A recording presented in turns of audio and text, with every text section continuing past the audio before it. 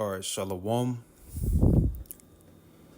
First and foremost, I want to give all praises, all honor and glory to Yahweh, Bahashem, Yahweh Shai, Bahashem Harakakodash, and giving double honors to the apostles and elders of Great Millstone who rule and teach well, and peace and blessings to the elect of the nation of Israel. All right. And today's lesson is entitled Panem et Circenses. All right. And that's a Latin quote that translates into bread and circuses or bread and games. And, that's, something I've been pondering on, through the spirit and power of Yahweh Bahashem Yahweh Shai, man. The brothers and myself, we spoke on it, for a short bit last camp. And as we were speaking on it, we were going into world current events, Hurricane Helene, the different port strikes. As brothers and sisters do know, Sean Diddy Combs being arrested, and that whole, distraction that's going on, so on and so forth, man. As we're living in the times of prophecy. And Jake, they're in that spirit of deep slumber. All right, while the elect, they're being circumspect. They're being vigilant. They're those prudent men that foresee of the evil, the bad times that we're coming into. All right, while again, Jake is caught up in the cares of this world. These football games, these tailgate parties. What else, man? These baseball games, so on and so forth. It's like Rome all over again. All right. Let me start off with that real quick. And I'm going to get the definition, Lord willing. But I'm going to start with this precept right here in Ecclesiastes chapter 1, verse 9. And I'm just going through the spirit. It says, the thing that have been, it is that which shall be, and that which is done is that which shall be done. And there is no new thing under the sun. And as brothers do know, brothers and sisters, that's been in this truth for quite a bit, that this is going into a reincarnation, scripture right here. All right. So I'm going to get it in the NLT real quick. It says, history merely repeats itself. It has all been done before. Nothing under the sun is truly new. And what's under the sun? Planet Earth.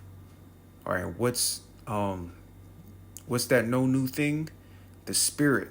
All right. There's no new spirit underneath the sun. All right. And it says, verse 10, is there anything whereof it may be said, see, this is new, it have been already of old time, which was before us.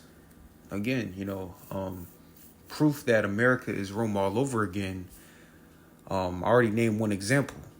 These football stadiums, which, the word stadium is synonymous with the word arena, coliseum, circus, you name it. All right.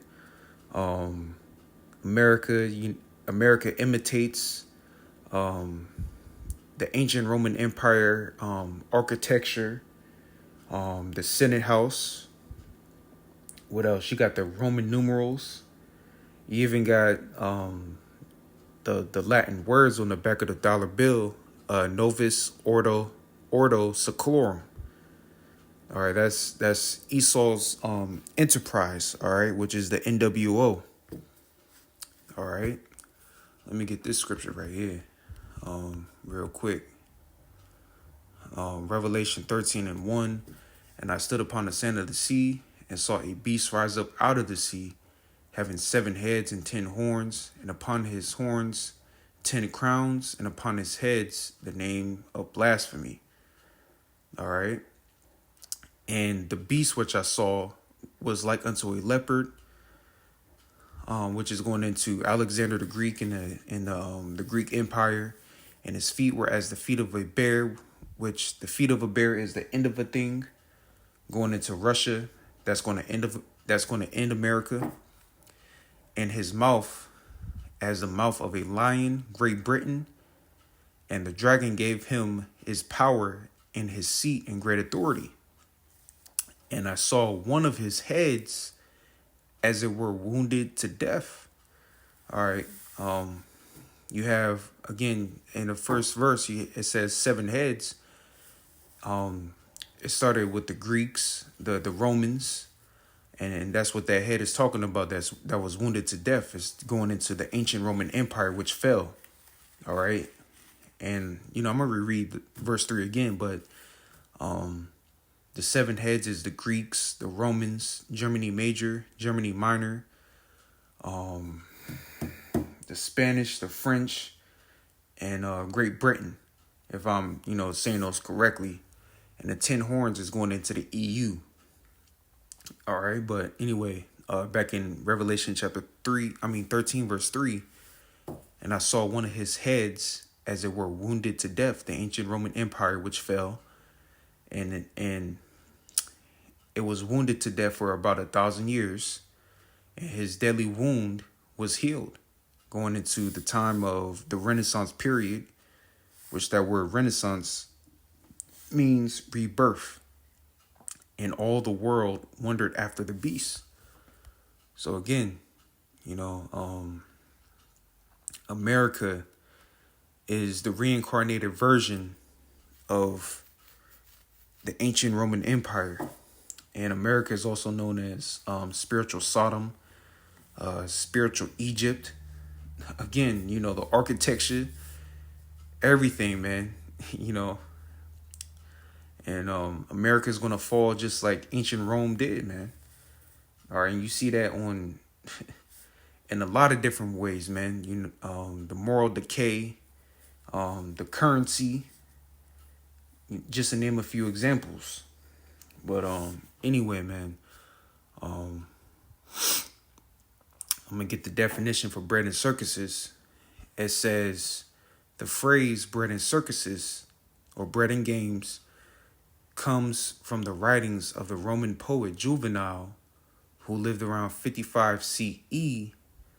The phrase refers to the Roman government's strategy of distracting the populace with free food and spectacles to keep them content and prevent them from demanding change. All right, so in short, it's a tactic or a scheme that the government will use to distract the people from the truth. And that word government, like the elder apostles always say, goes into mind control.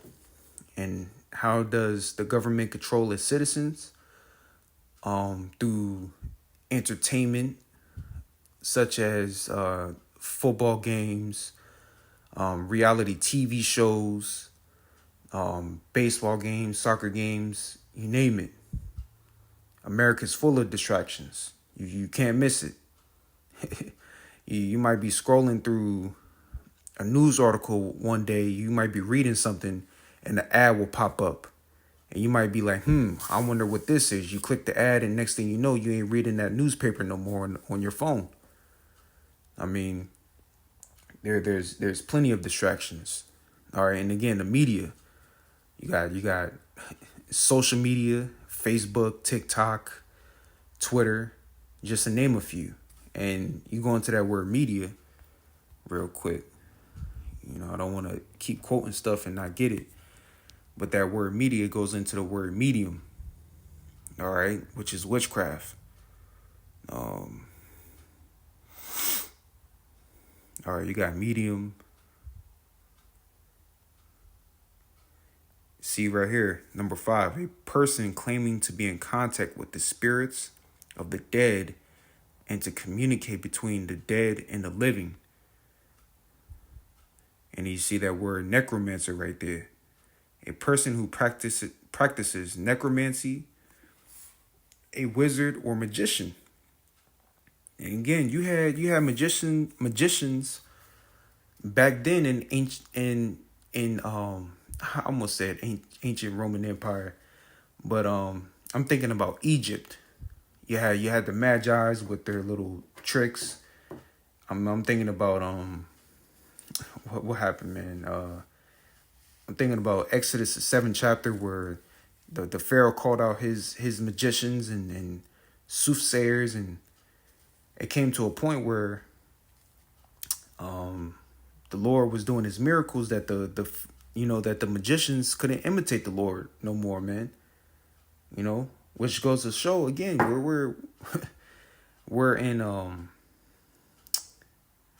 this is America is Rome all over again. America is spiritual Egypt, spiritual Sodom, But anyway, back to right here, it says the phrase refers to the Roman government's strategy of distracting the populace with free food and spectacles to keep them content and prevent them from demanding change. And that leads to my next scripture in 2 Corinthians chapter 2, verse 11. All right. Oh, damn it, man. I thought I typed it in correct. See? 2, verse 11.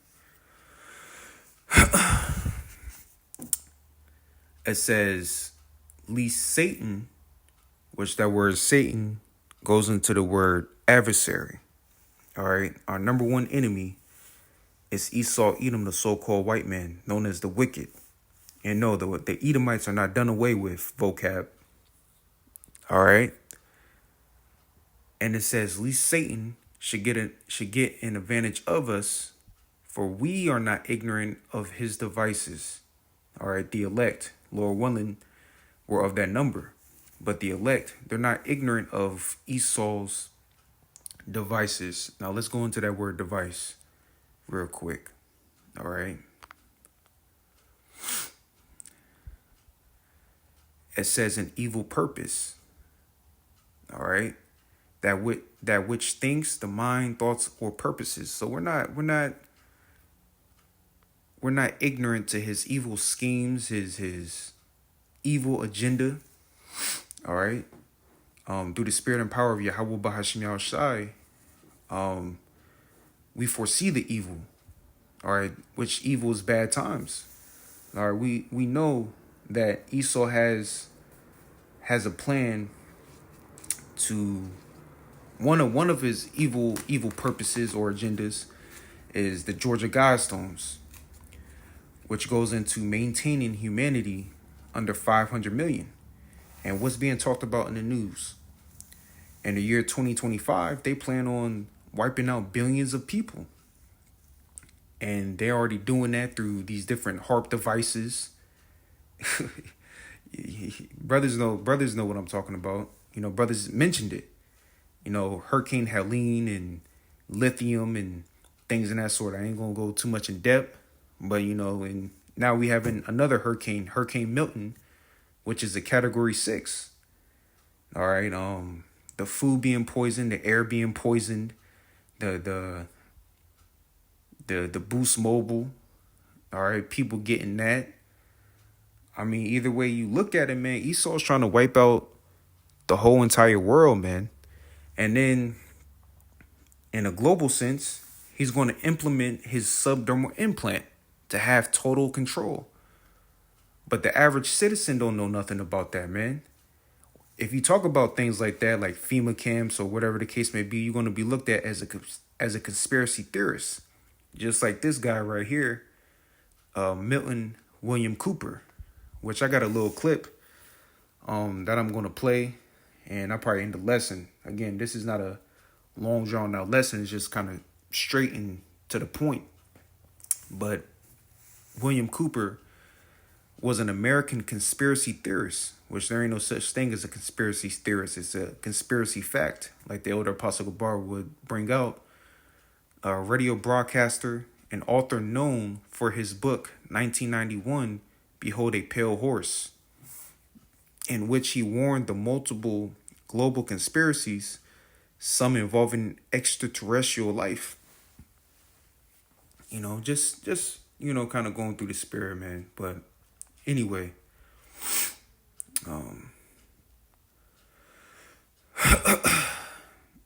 Salaki, I kind of lost my train of thought.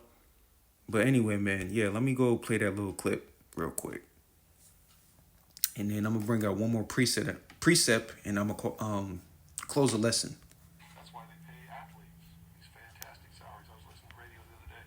They just contracted to pay one player on one team $6 million a year. Can you believe this? And why is that? It's the Roman circus. What does the emperor do when the people become restive, and when the people are asking questions, and when the people don't like the policies of the emperor? He sends them to the circus. He creates a circus. He builds a giant coliseum, and he begins to throw the Christians to the lions. He has great chariot races and football games and basketball games, all to keep the idiots preoccupied with things that don't mean anything in the scheme of the entire world, so that they don't have the time to learn what the truth is, so they don't ever get smart enough to learn how they're being manipulated, so they don't ever question the emperor.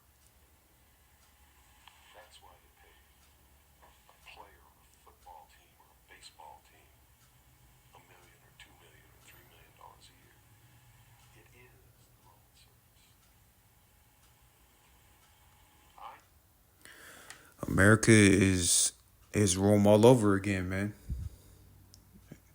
Back in the ancient Roman Empire, what you had going on? You had different pestilences going on. Damn it, man. Shit. I was just reading an article of 10 ways that the ancient Roman Empire fell. But again, America is going to fall like ancient Rome, man. We read the scripture, there's no new thing under the sun. All right. But you heard the man, William Cooper. This is really, I got this little clip from the elder Apostle Gabar. Watched this lesson about a few days ago, which he did going into the topic of bread and circuses about 2 years ago. And it says, bread and circuses, tools of deception. And that's one of Esau's blessings, the gift of deception. All right. His other blessing is the blessing of the sword, which his father Isaac blessed him with the fatness of the earth. And he shall live by thy sword in Genesis, the 27th chapter. But anyway, I'm going to get this last precept and I'm going to close out.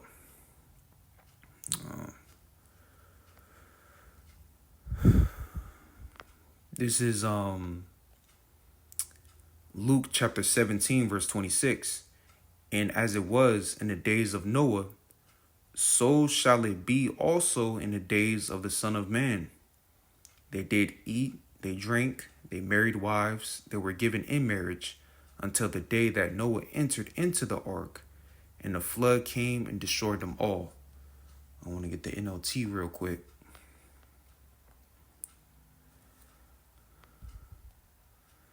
It says, when the Son of Man returns, that's dealing with Yahushua HaMashiach, and he's going to return, according to Revelation 1:7, by the clouds, all right, the chariots, all right. When the Son of Man returns, it will be like it was in Noah's day. In those days, the people enjoyed banquets and parties and weddings right up to the time that Noah entered his boat and the flood came and destroyed them all. Okay? And this time, in this day and age, it's going to be a spiritual ark. And the elect, they're going to be beamed up out of here. They shall scarcely be saved. And the flood this time is going to be the second death by way of the nuclear destruction. And the world will be as it was in the days of Lot. People went about their daily business, eating and drinking, buying and selling, farming and building, until the morning Lot left Sodom, and fire and burning sulfur rained down from heaven and destroyed them all. This is suddenly going to happen, man. That's why the scripture says, make no tarrying to turn to the Lord. Okay? This is the time to seek the Lord while he may be found. And the Lord is being found by his prophets on the highways and the byways blowing the trumpet.